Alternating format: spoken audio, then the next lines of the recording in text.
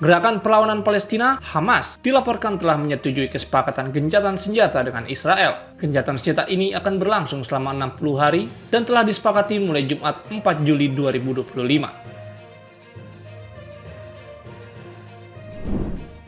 Informasi selanjutnya, militer Israel atau IDF dilaporkan mulai bekerja sama dengan dua kelompok bersenjata yang beroperasi di kota Gaza dan Khan Younis. Kelompok-kelompok ini tak hanya bekerja sama dengan pasukan Israel, tapi juga menerima dukungan logistik serta gaji dari otoritas Palestina yang dianggap sebagai upaya untuk melemahkan Hamas.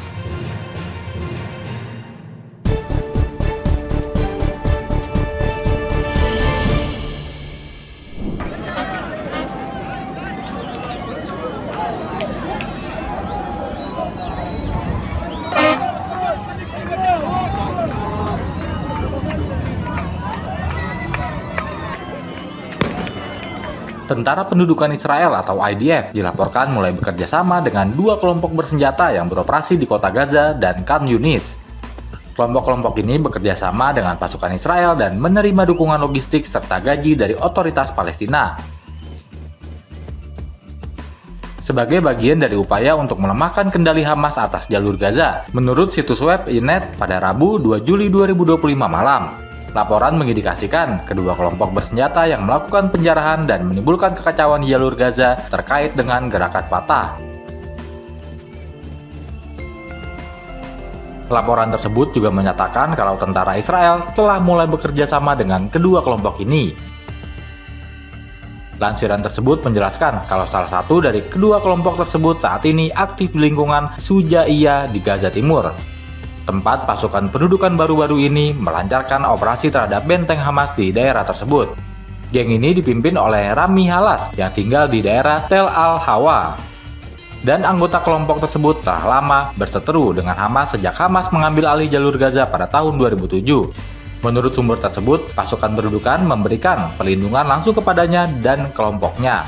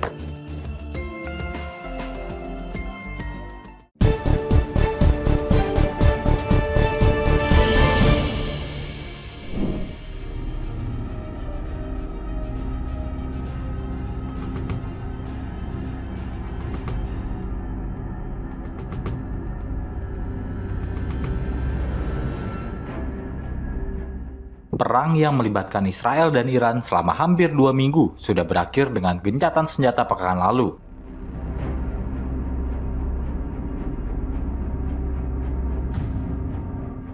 Namun masyarakat Iran telah terbagi antara mereka yang dengan bersemangat mendukung para penguasa teokratis Republik Islam dan mereka yang tidak.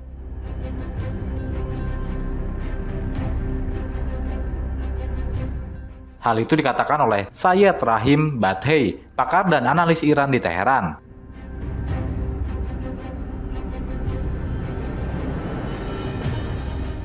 Namun perang antara Israel dan Iran bisa saja terjadi lagi. Ini indikator pemicu yang menyebabkan perang itu bisa kembali terjadi.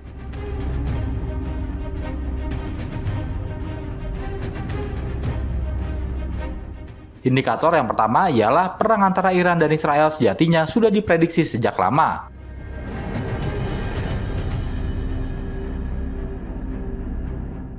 Bentrokan militer antara musuh bebuyutan di Timur Tengah itu sudah terasa tak terelakkan sejak lama. Yang kedua ialah Iran adalah negara dengan peradaban yang kuno.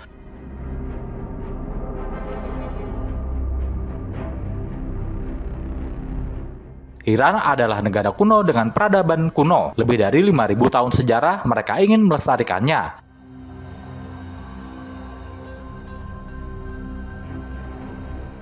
Serta yang ketiga ialah jatuhnya pemimpin tertinggi Iran Ayatullah Ali Khamenei.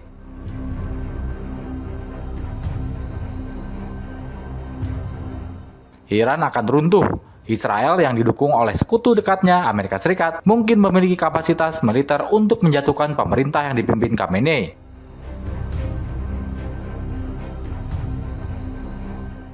Namun Bathei mengatakan tindakan seperti itu yang diklaim Presiden Trump telah dicegah secara pribadi.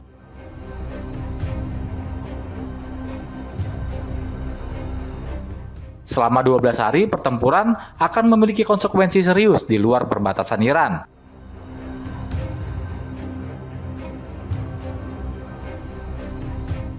Keempat adalah kegelapan akan muncul setelah gencatan senjata.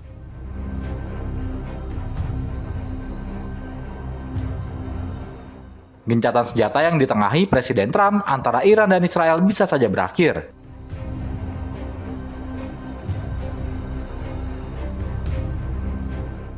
Bathei mempunyai firasat yang menyebut perang itu bisa saja kembali pecah berdasarkan pengalaman lebih dari 35 tahun sebagai jurnalis di Iran.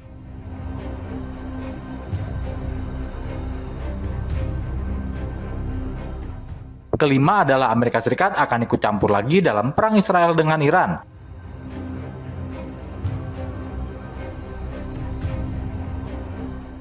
Presiden Trump memerintahkan pesawat tempur Amerika Serikat untuk bergabung dalam pengeboman fasilitas nuklir Iran.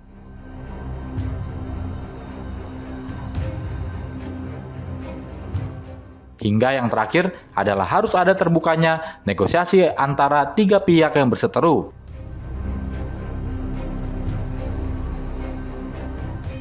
Solusinya menurut Bathei adalah kedua belah pihak duduk bersama dan membicarakannya.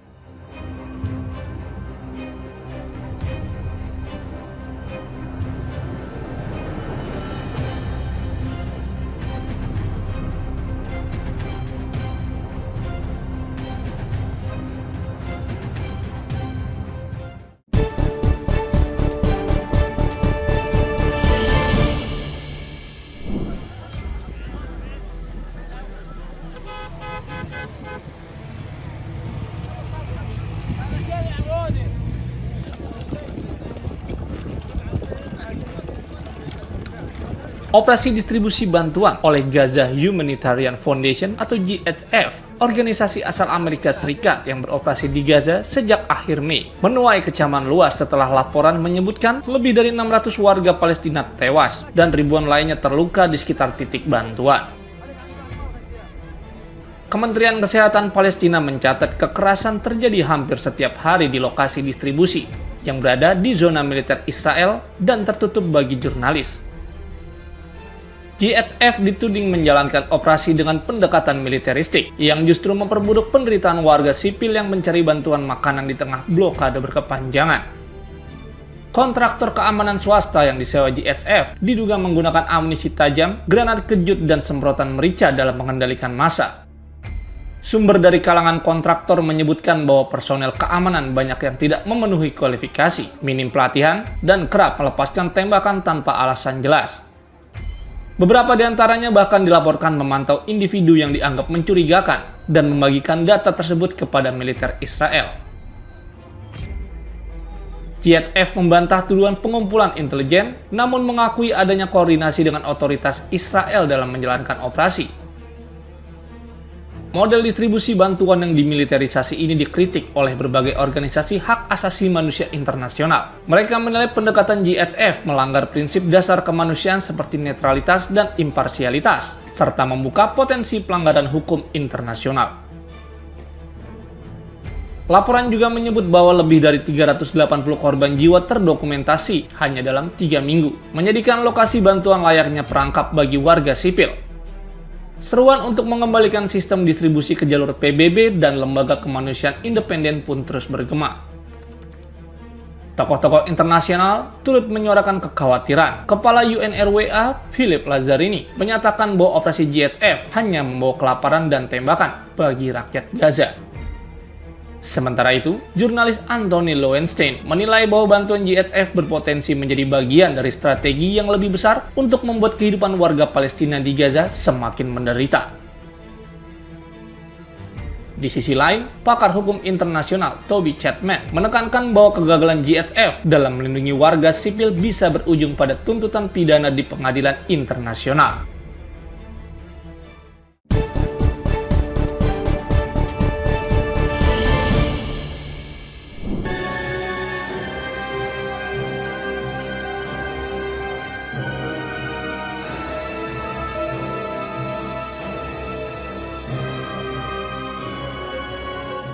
Iran secara resmi menghentikan kerjasamanya dengan Lembaga Pengawas Nuklir Perserikatan Bangsa-Bangsa atau PBB IAEA pada Rabu 2 Juli 2025. Langkah ini memicu reaksi keras dari Amerika Serikat yang menyebut keputusan tersebut sebagai hal yang tidak dapat diterima.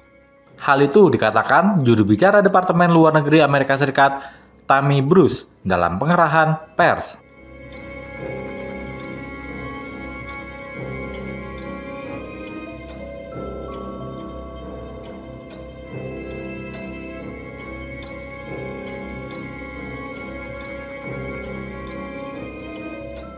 Menurut Bruce, Iran kini berada di persimpangan jalan dan seharusnya memilih jalan perdamaian dan kesejahteraan, bukan mengasingkan diri dari sistem pengawasan internasional. Langkah yang diambil Iran tersebut dipicu oleh serangan Israel dan Amerika Serikat terhadap fasilitas nuklirnya selama 12 hari pada Juni lalu. Merupakan serangan yang belum pernah dilakukan Amerika Serikat ke Iran sebelumnya.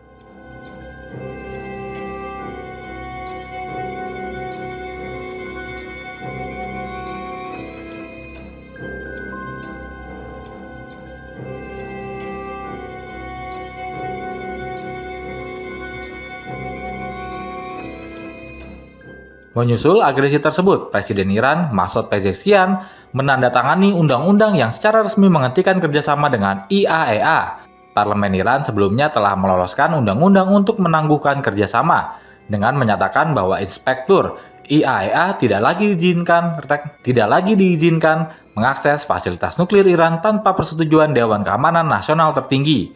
Langkah tersebut langsung memicu kekhawatiran PBB.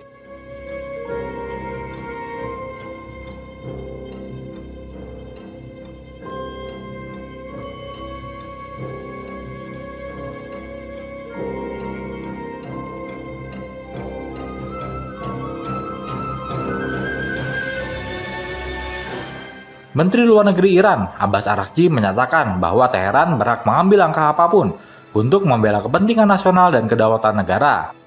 Kritik memuncak setelah resolusi Dewan IAEA pada 12 Juni yang menuduh Iran tidak mematuhi kewajiban nuklirnya. Beberapa surat kabar konservatif Iran bahkan menuduh Grossi sebagai mata-mata Israel.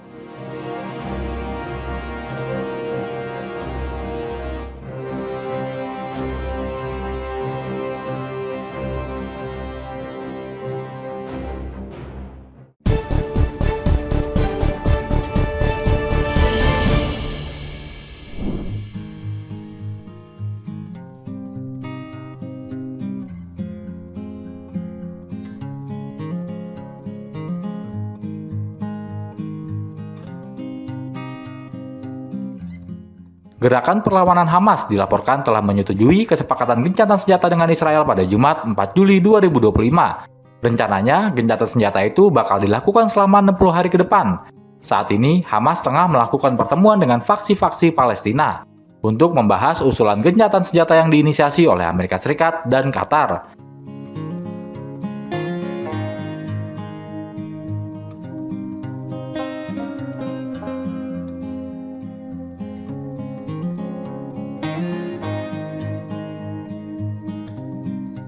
Nantinya dalam beberapa jam ke depan, Hamas akan mengeluarkan pengumuman resmi hasil pertemuan mereka dengan faksi-faksi Palestina.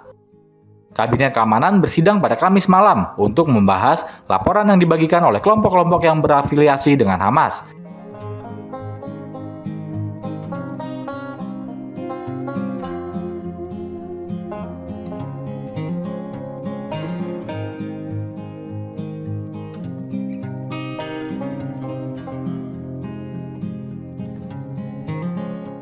Dilansir dari The Jerusalem Post melalui saluran Al-Aqsa, melaporkan Hamas menanggapi positif kesepakatan tersebut.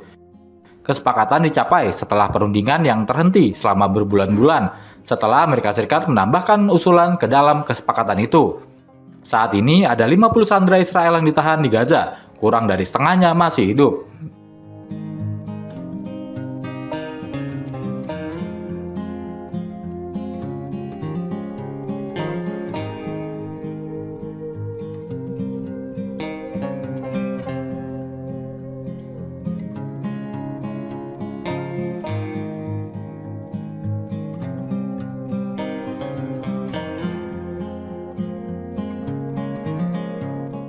Sementara itu, Presiden Amerika Serikat Donald Trump berjanji akan memberikan rasa aman kepada warga Gaza pasca perang.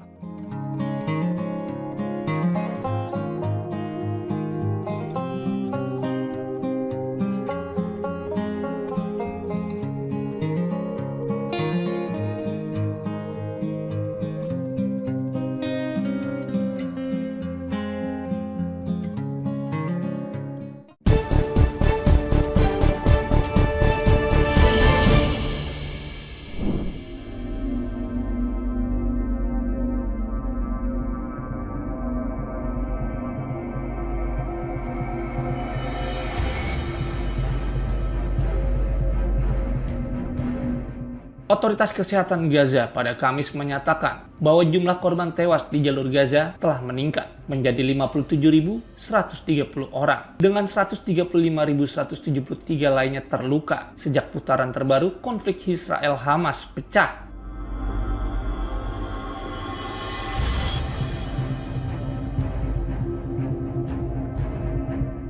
Pada 7 Oktober 2023. Sejak Israel kembali melancarkan serangan ke wilayah tersebut pada 18 Maret 2025, 2 bulan setelah kedua pihak mencapai kesepakatan gencatan senjata, jumlah korban tewas di Gaza tercatat mencapai 6.572 orang, dengan 23.132 lainnya terluka.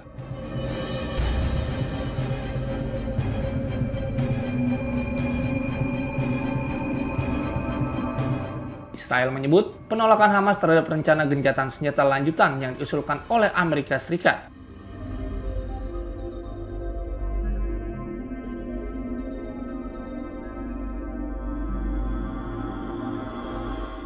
Serta kegagalan membebaskan tahanan Israel sebagai alasan dimulainya kembali serangan ke Gaza.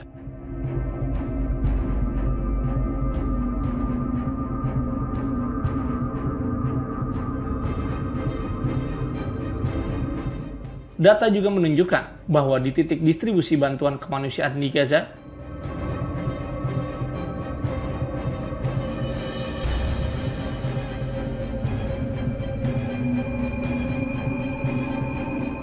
sebanyak 652 orang telah meninggal akibat tembakan dan penyebab lainnya. Sementara sedikitnya 4.537 orang lainnya mengalami luka-luka.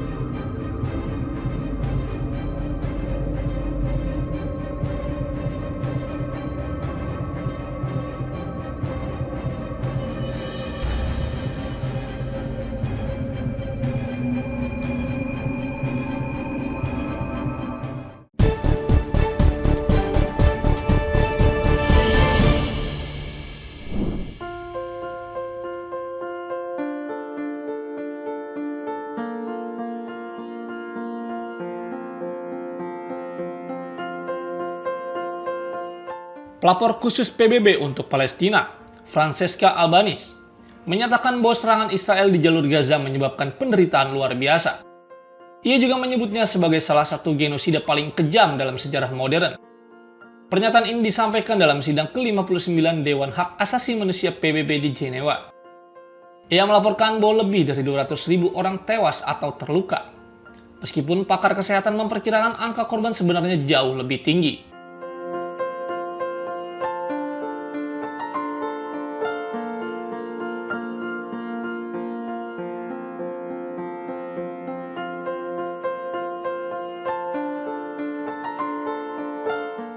Selain Gaza, Albanese menyoroti situasi di tepi barat, di mana pengungsian paksa terbesar sejak 1967 terjadi. Ia mengungkapkan hampir 1.000 warga Palestina tewas, 10.000 terluka, dan 10.000 lainnya ditahan dengan banyak yang mengalami penyiksaan. Albanese juga menilai bahwa selain kurangnya pemahaman terhadap sejarah Palestina, faktor ideologi dan kedekatan politik dengan Israel turut memperumit situasi.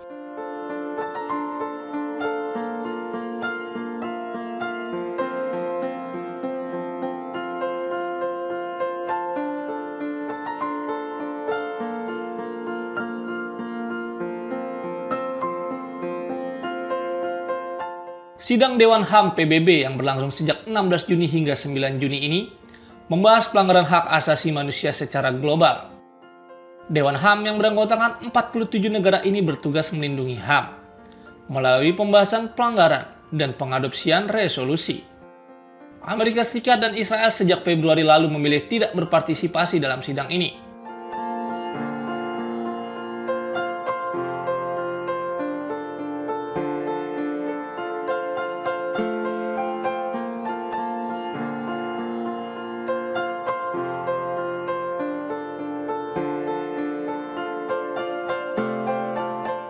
Sementara itu, laporan The Washington Free Beacon menyebutkan bahwa pemerintah Presiden Donald Trump pernah mengajukan permintaan resmi kepada PBB untuk mencopot Albanese dari jabatannya dengan tuduhan antisemitisme dan dukungan terhadap terorisme. Permintaan tersebut menambah kontroversi terkait posisi Albanese sebagai pelapor khusus Palestina.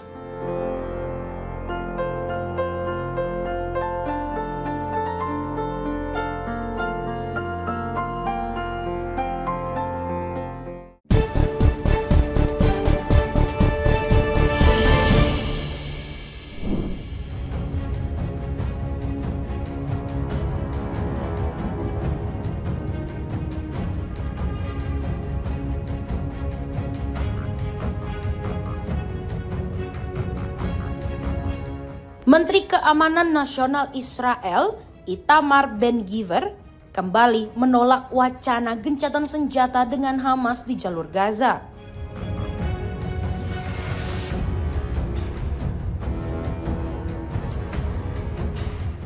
Ia bahkan menyerukan pendudukan penuh wilayah Gaza serta penghentian total bantuan kemanusiaan ke wilayah tersebut.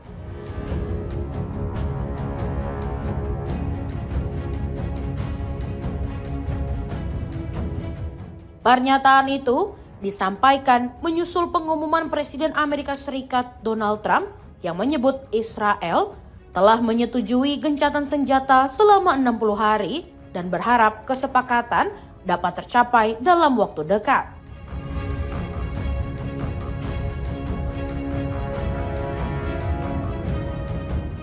Ben-Gvir menyatakan bahwa upaya menuju kesepakatan merupakan kesalahan besar.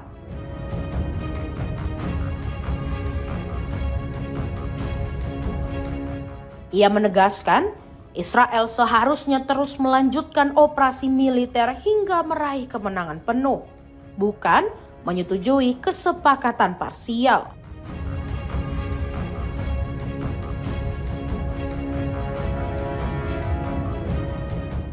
Selain itu, Ben-Gvir juga mendorong kebijakan relokasi penduduk Gaza ke negara lain, serta menyerukan kepada Menteri Keuangan Bezalel Smotrich untuk bersama menolak rencana gencatan senjata.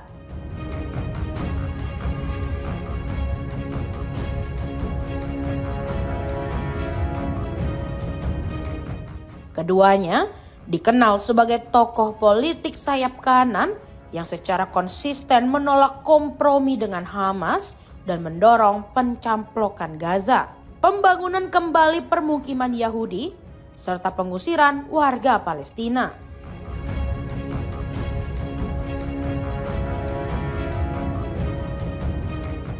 Meski konflik telah berlangsung selama 22 bulan, Israel belum berhasil mencapai target utama untuk menumpas Hamas dan membebaskan para sandera.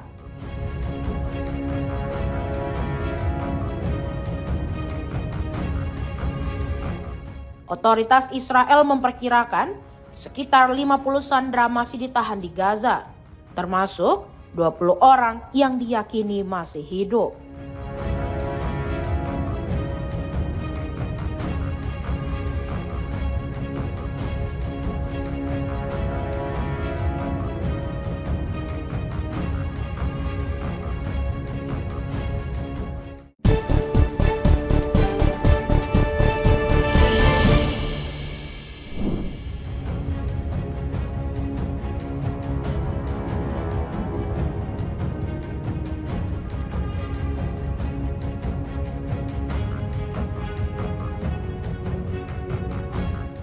Presiden Amerika Serikat Donald Trump menyatakan bahwa Hamas hingga kini belum memberikan tanggapan atas usulan gencatan senjata selama 60 hari di Gaza yang baru-baru ini diajukan.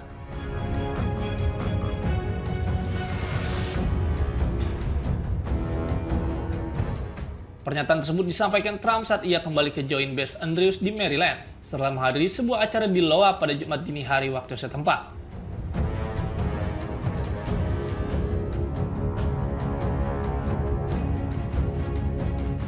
Trump mengungkapkan harapannya agar Hamas merespon dalam 2 hari ke depan terkait syarat-syarat gencatan senjata terbaru yang telah disetujui oleh Israel.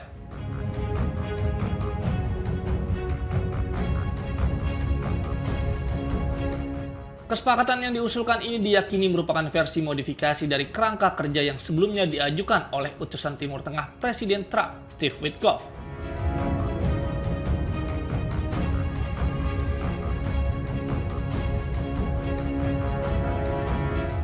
Sebelumnya, Trump sempat memperingatkan bahwa jika Hamas tidak menerima tawaran tersebut, maka kondisi kelompok militan itu justru akan semakin memburuk.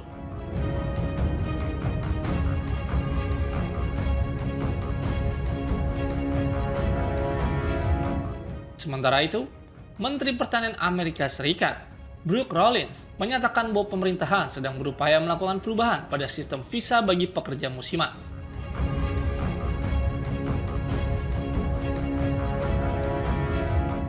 Langkah ini mengikuti arahan bagi petugas imigrasi untuk menunda penangkapan di lokasi,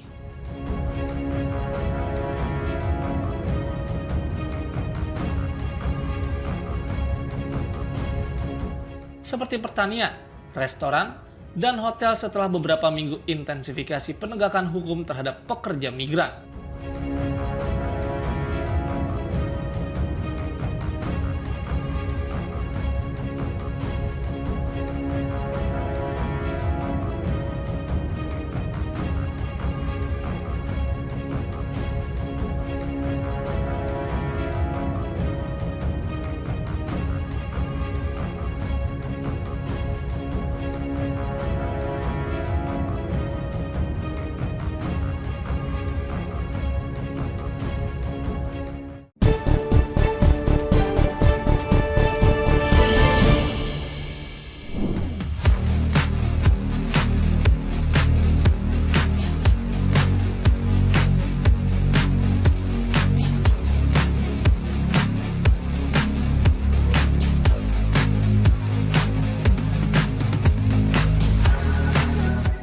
Presiden Iran Masoud Pezeshkian menandatangani undang-undang yang menangguhkan kerjasama dengan Badan Tenaga Atom Internasional atau IAEA.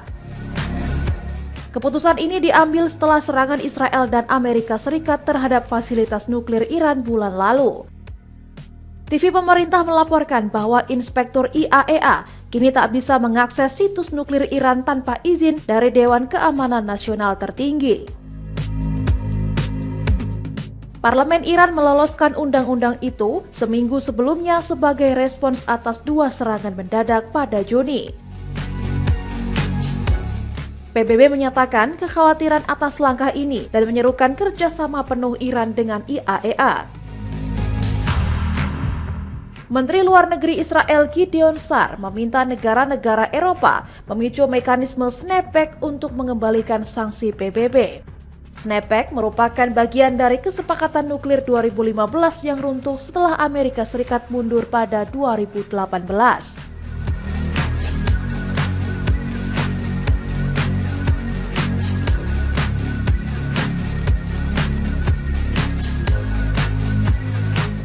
Juru bicara Departemen Luar Negeri Amerika Serikat menyebut penangguhan itu tidak dapat diterima dan meminta Iran kembali bekerja sama.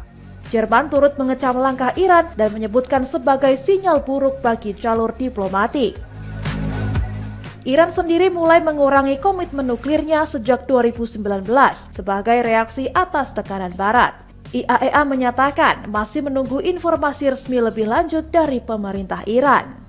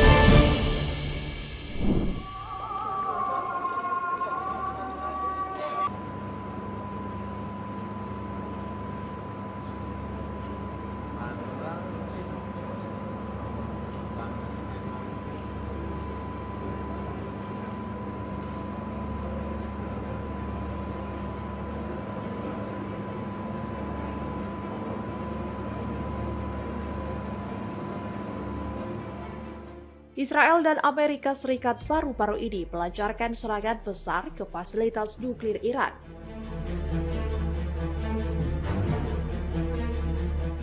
Tiga situs utama yang diserang adalah Natanz, Isfahan, dan Arak dengan kerusakan cukup parah.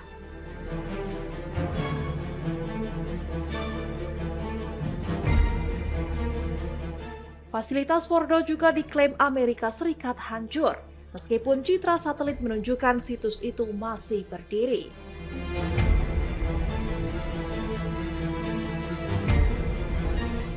Namun, satu fasilitas penting yakni Bushehr nyaris tak pernah disebut dalam pernyataan resmi.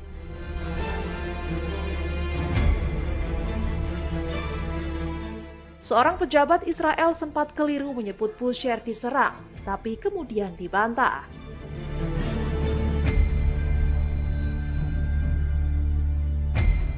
Ketika ditanya lebih lanjut, pejabat itu enggan mengonfirmasi ataupun menyangkal serangan ke Bushehr.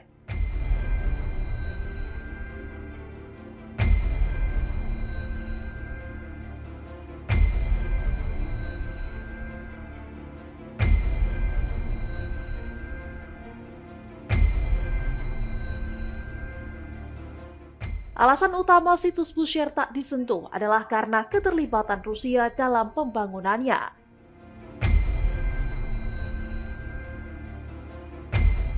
Reaktor nuklir berkapasitas 1000 MW itu diselesaikan Rusia pada 2011 dan dioperasikan bersama Rosatom.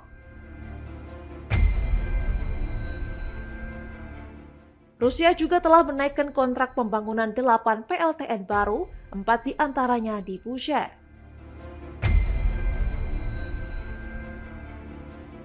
Serangan di Bushehr bisa memicu ketegangan langsung dengan Moskow dan kekacauan regional.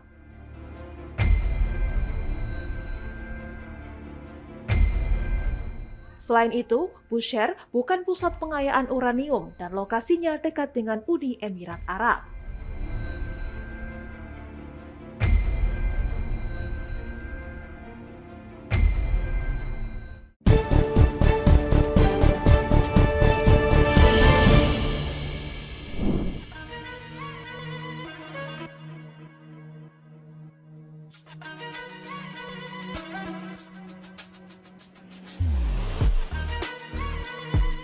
Menteri Luar Negeri Iran, Abbas Araghchi, mengecam keras agresi militer yang dilakukan Amerika Serikat dan Israel terhadap negaranya.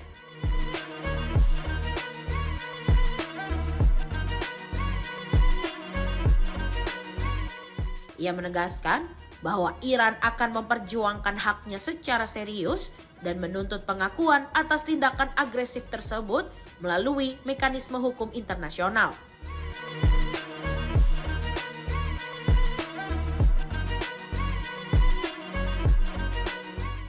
Pernyataan itu disampaikan Arakci dalam percakapan telepon dengan Menteri Luar Negeri Armenia, Ararat Mirzoyan.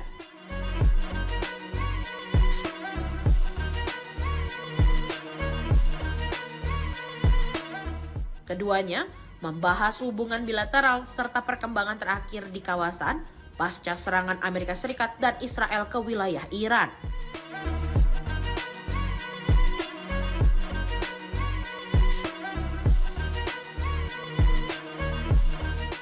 Mengutip Pers TV, Arakci juga mendesak komunitas internasional termasuk Perserikatan Bangsa-Bangsa untuk mengambil langkah tegas dalam meminta pertanggungjawaban kedua negara atas pelanggaran terhadap kedaulatan Iran dan hukum internasional.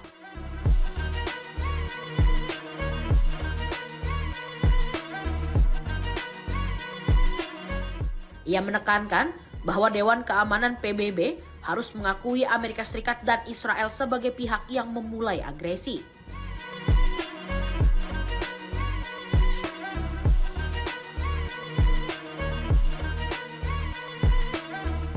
Arakci turut mengapresiasi pemerintah Armenia atas dukungan dan bantuannya dalam menyelesaikan persoalan konsuler terkait warga Iran selama konflik berlangsung.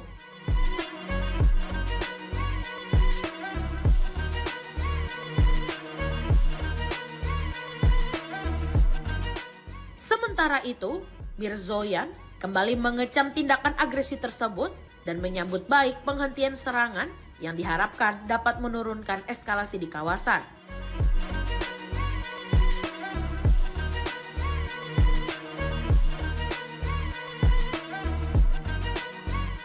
Iran sebelumnya telah mengajukan protes resmi ke PBB dan Dewan Keamanan atas serangan yang dilancarkan Israel pada 13 Juni.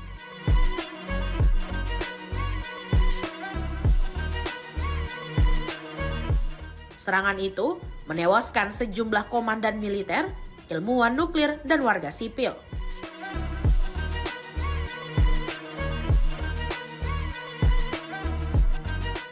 Dalam waktu kurang dari 24 jam, Iran membalas dengan meluncurkan rudal dan drone yang kemudian dilanjutkan lewat operasi True Promise.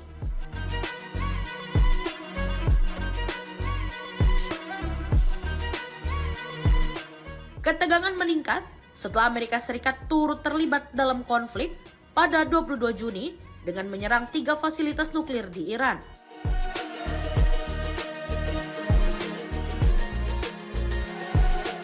Sebagai respon, Iran membalas dengan menargetkan pangkalan udara Al-Udeid di Qatar, markas militer terbesar milik Amerika Serikat di Asia Barat sebagai bentuk pembelaan diri.